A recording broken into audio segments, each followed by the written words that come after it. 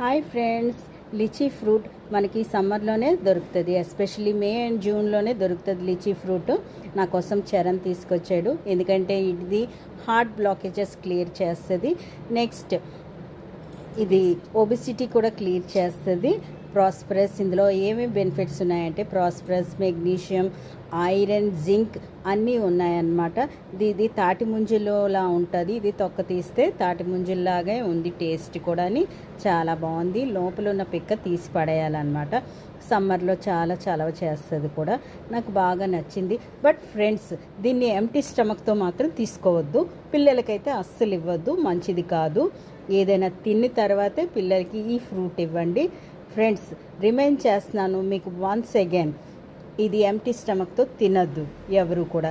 దీని తొక్కలు కూడా ఎండలో ఎండేసుకొని పౌడర్ చేసుకొని మిల్క్ యాడ్ చేసుకొని అదొక సిరప్ లాగా